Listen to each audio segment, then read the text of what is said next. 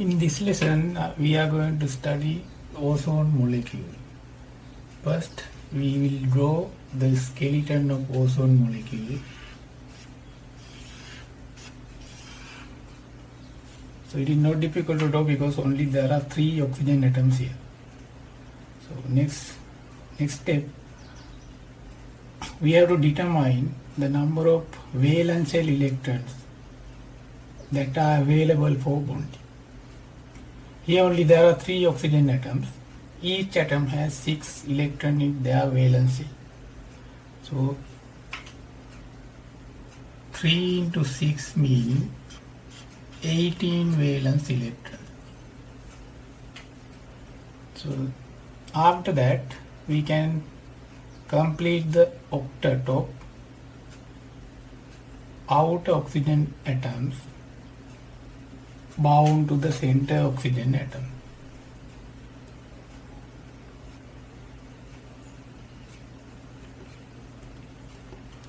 Now we used 16 electrons here.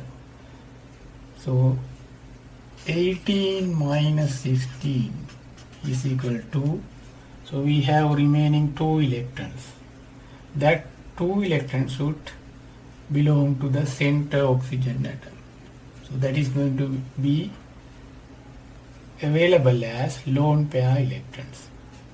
So next step, we have to determine whether the center oxygen atom is completed its octet.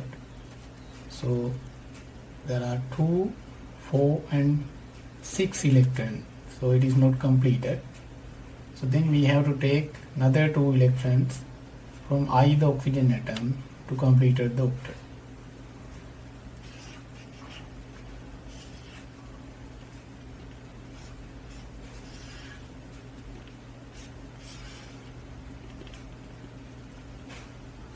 Now after completing the octet, then we have to determine the charges in each atom.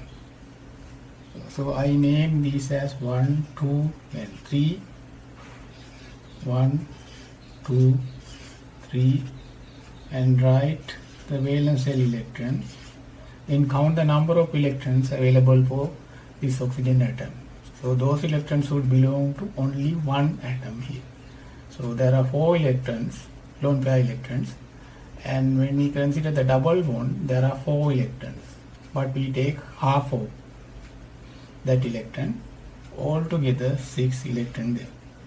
Similarly, there are 2 lone pair electrons and 2 electrons should come from here, 4 and 5. And we come to here, 3 lone pair electrons means 6 electron plus 1, 7. Then we can simplify 1 minus 1. So this second oxygen atom bears positive charge and third oxygen atom bears negative charge.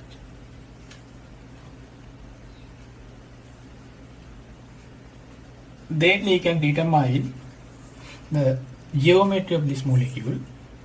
So the way it is written is linear, but there are lone pair electrons on the center oxygen atom.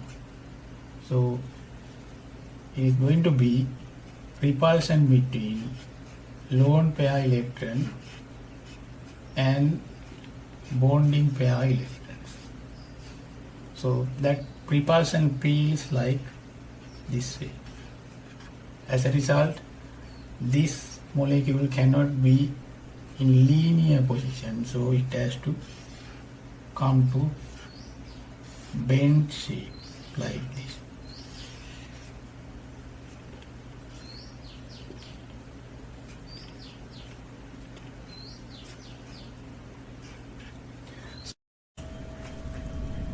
Now we can consider the bonding angle of ozone. If we consider the electron pair geometry, it is trigonal planar. That means bonding angle should be equal to 120 degrees. But the problem is these electron pairs are not identical because they are lone pairs and bonding pairs. So because there can be repulsion in between lone pair electrons and bonding pair electrons, these two bonding pairs will come little bit down. So as a result, this bonding angle should be less than 120 degrees. So it is roughly, we can say, 117 to 118 degrees.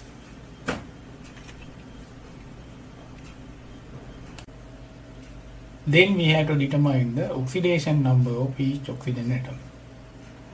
So when we consider the first atom, there are 4 lone pair electrons, but here problem is oxygen is bound to identical atom, that is another oxygen atom. So when we consider this kind of bond, that means there are 2 identical atoms, there cannot be any difference in electronegativity. So neither oxygen atom feels either gain or loses their electron. So here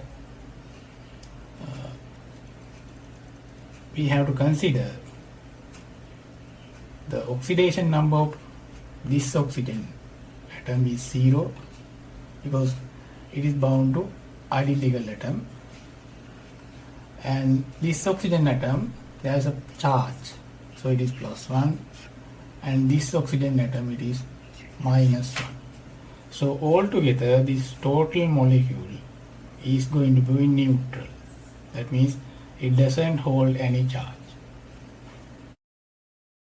So this is the final result with the oxidation number.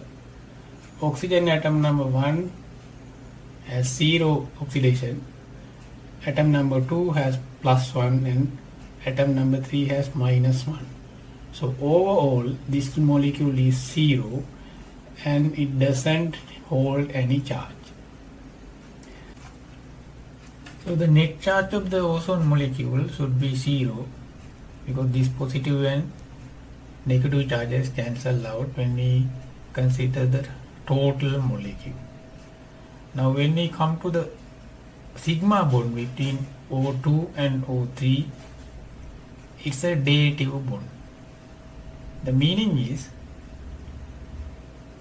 oxygen number 2 has provided the 2 electrons required for this bond.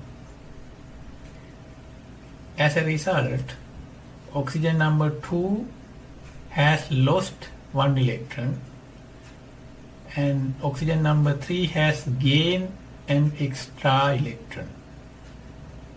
So oxygen number 2 has positive charge and oxygen number 3 has negative charge.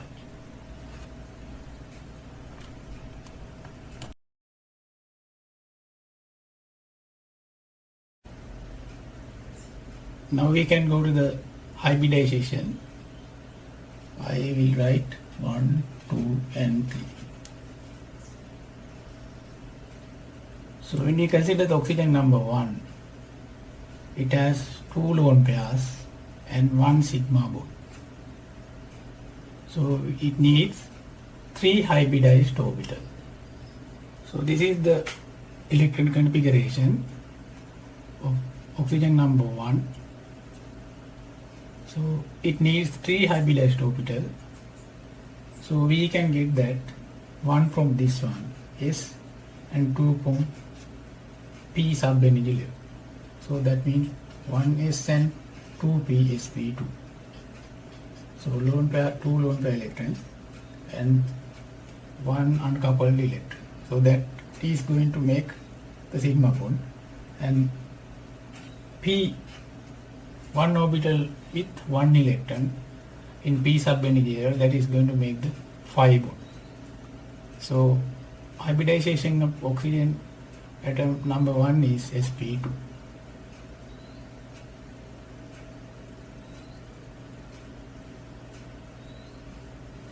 Now we consider the oxygen atom number 2. It has 1 lone pair and 2 sigma bonds. Again it needs 3 hybridized orbitals. but the problem is it has a positive charge. So we have to remove one electron from that.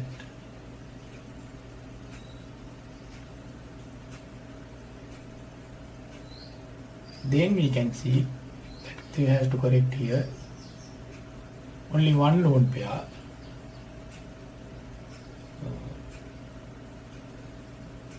And these two electrons in other two hybridized orbital is going to make the sigma bonds, and this p orbital with one electron is going to make the phi bond. So here also the hybridization is sp2. Now we are going to consider oxygen atom number 3. That atom has negative charge. That means it has an extra electron. So we have to add that extra electron to p sub negative. So when we consider that third oxygen atom, it has 3 lone pairs and 1 sigma bond. That means it needs 4 hybridized orbitals. So we can take 1 S and 3 P. So S has 2 electron, 2 p orbitals has 2 electron, 1 p orbital has 1 electron. So 1 from S and 3 from P. So it is going to be sp3 hybridized orbital. So you can see there are 3 lone pairs here and 1 uncoupled electron that is going to use to make the sigma bond.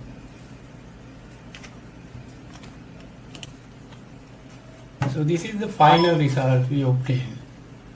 Oxygen atom number 1 has sp2 hybridization. Oxygen atom number 2 has again sp2 hybridization. Oxygen number 3 has sp3 hybridization.